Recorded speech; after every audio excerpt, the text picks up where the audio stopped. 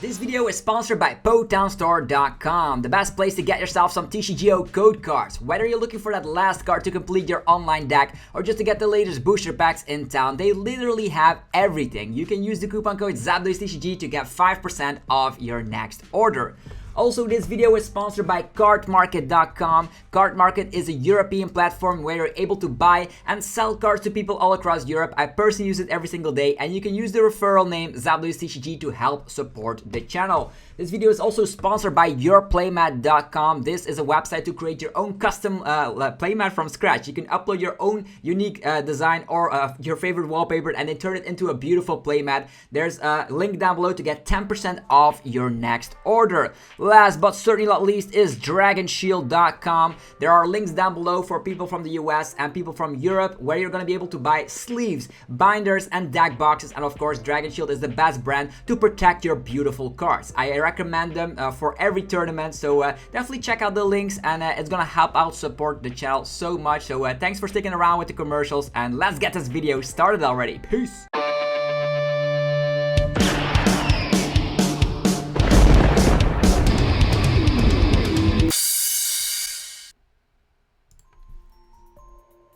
Sup YouTube, it's ZAPDOSTCG here, and welcome back to our TCG video on my channel. On this channel you get daily Pokemon TCG videos, so be sure to hit that subscribe button if you're new to the channel. Today we're actually going to be checking out the Limitless page because there were 3 regionals taking place across the globe. We have one in Toronto, Stuttgart, and Brisbane, and we're going to be checking out the top 8 decks of all those specific regionals because a whole lot of wacky rogue decks were able to destroy Lugia this weekend. So we're going to be seeing what actually went down. We're going to be checking out the deck list and yeah, give you my opinion on what I personally think about the list. So hopefully you guys are excited for this video. If you guys are, be sure to let me know by rocking the hell out of the like button, as it helps support the channel in many ways. So first of all, on the Toronto Regionals, we have of course 1,061 players, with Piper Lapine actually taking it all down, her second regional win. Before she actually did it with Inteleon Charizard. So now we have Mewtwo VUnion Control. So if you look at the exact list, this is almost the exact 60 that I piloted at, of course, the Stuttgart Regionals. Didn't do too well, but I was on the right track with metagaming and decided that this was a very, very good play. The only things that I didn't play was the Misfortune Sisters, which I do think might be reasonable, and the Marnie. Other than that, this is almost the exact 60, so very cool to see Mewtwo VUnion taking it down all the way in Toronto, where I wasn't able to do that. So we have, of course, Yveltal with Cry of Destruction. I do agree that 4 copies is a must if you want to be competing with, of course, Lugia VSTAR. You also have the Radiant Gardevoir to protect yourself from minion loops that funky Lugia players might try out. There's the Miltank with the cape. I don't think she was playing the cape, but I think Miltank with cape is always a great thing to just make sure that they are forced to start attacking with Arceus. But on the other hand, they are playing 4 Crushing Hammers, which is of course an annoying card. 4 Crushing Hammers on top of Cry of Destruction, and of course Flannery and Sydney. That's a whole lot of energy denial, and that's how you beat Lugia most of the time.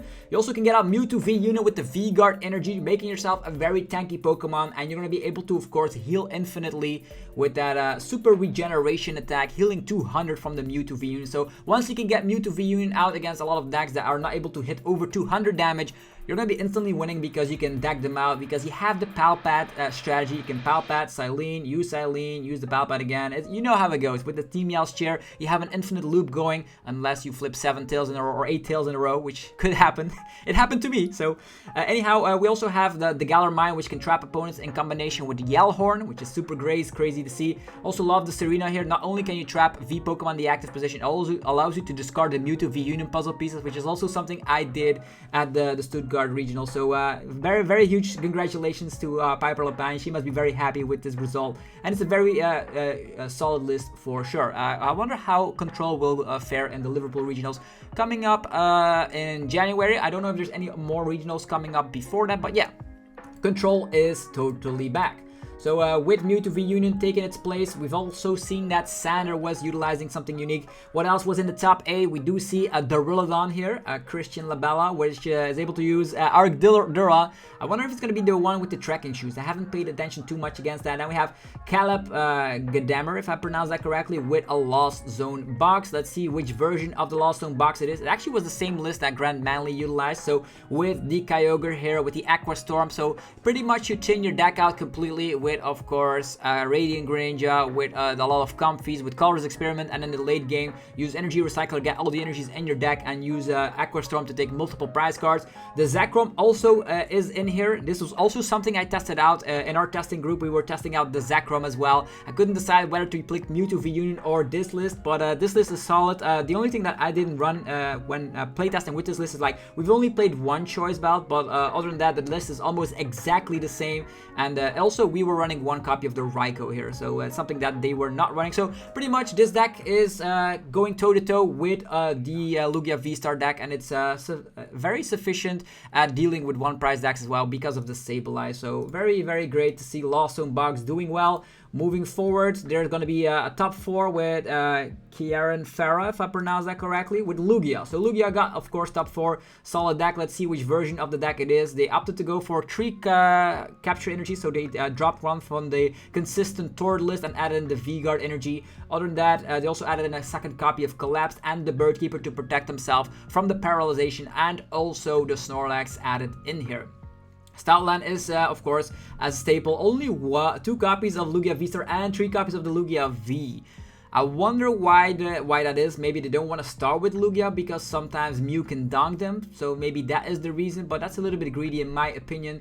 Probably would bump it all the way back to a 4-3 line. So consistency is always key. There is Isaiah Bradner playing also Lugia VSTAR. And let's see here. This is with the Espeon VMAX. Rahul Reddy was also playing something similar. So Espeon protects yourself from all effects if they have energy. So you cannot get Beedrilled, Yveltal, or Amazing Destruction with the Amazing Rare Yveltal in the mirror match. So I do agree with this Espeon VMAX, although Pat shuts it down, but most Lugia lists are not running Pat, so pretty strong for sure. Then Palkia came back, Jake Gearhart, which of course says that Palkia, Lugia is the most counterable deck as an S tier. So he was utilizing the Articuno loop with the Emergency Jelly. So Emergency Jelly allows you to heal back up if you have below 30 HP. And with of course the Wild Freeze, you paralyze the opponent automatically and put damage onto yourself. If you utilize it twice, you can heal back up with the Emergency Jelly and have the opponent in a paralyzation loop while you can finish stuff off with Quick Shooting. And then Palkia VSTAR can swoop after that. So a very strong list. Lost City is probably there for the Charizard, putting that in the Lost Zone, slapping it there. But the list is solid. You trap opponents that are not prepared for paralyzation.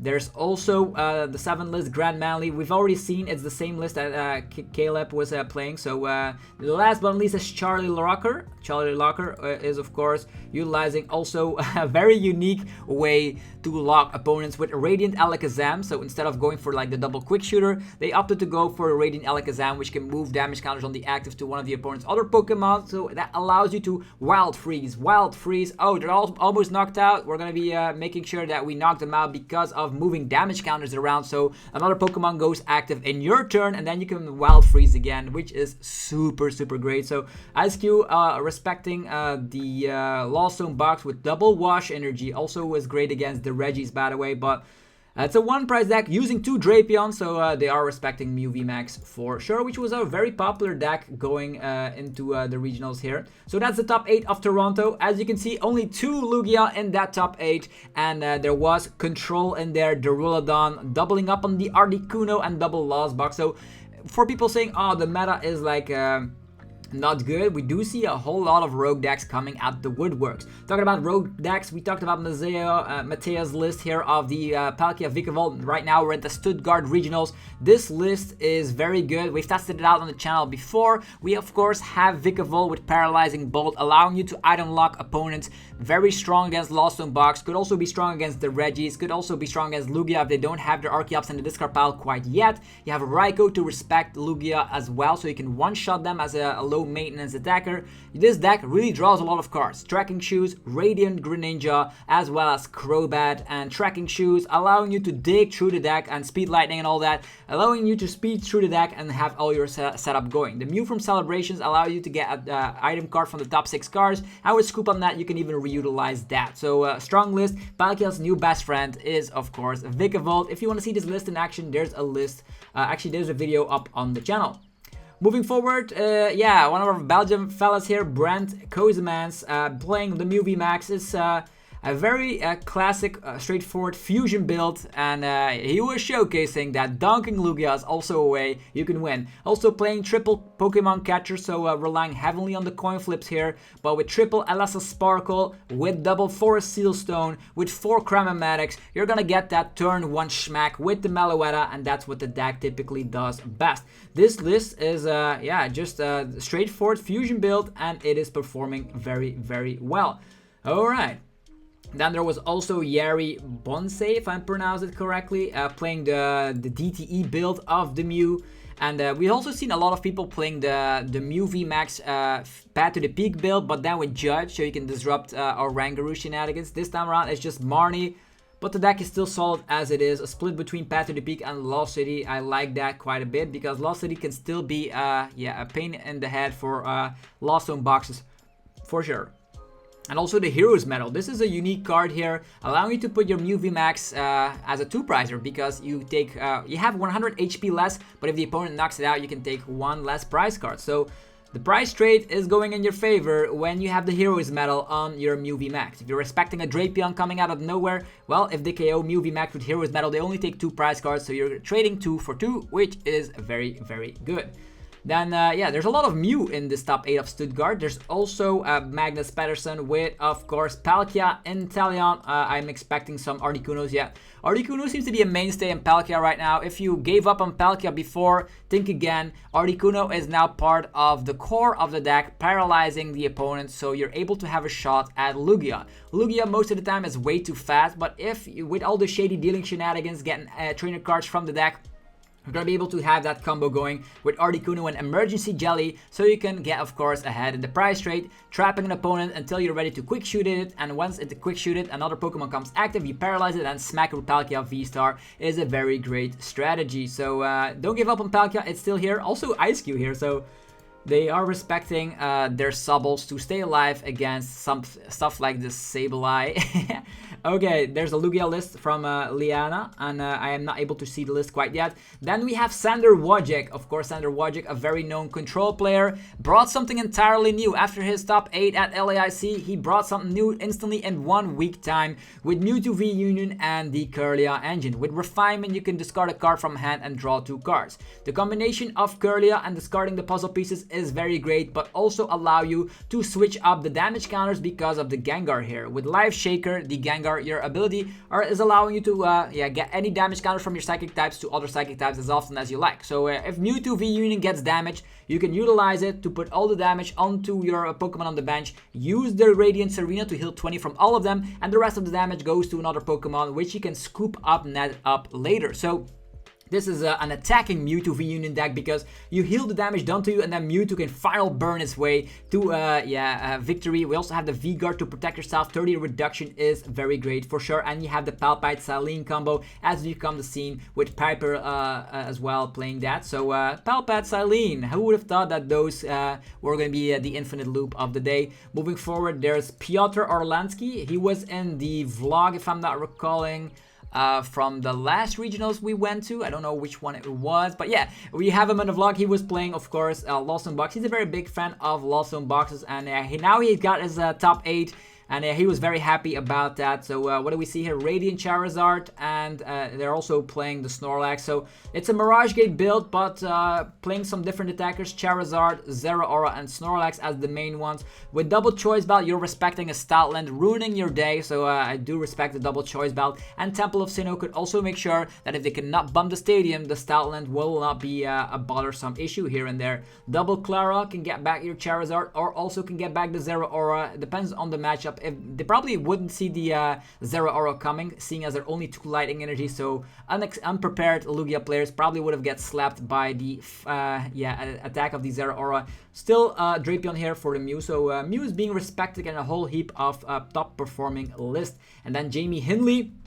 This was a person on my first round during the Stuttgart Regionals. Glad he was all the way able to make it to top 8. I was playing Control against him, and he was able to dunk me. So yeah, that's the story of the day. So we have here Mewtwo not Mewtwo, Mew VMAX with Meloetta. Only 2 Alessa Sparkle, but they opted to go for a very funky split. 2 Lost City, 1 Crystal Cave, 1 Path to the Peak. So they added up a little bit. I do understand with Path to the Peak and a Marnie, you could surprise opponents and maybe they brick. But definitely against Lugia matchups is going to be great.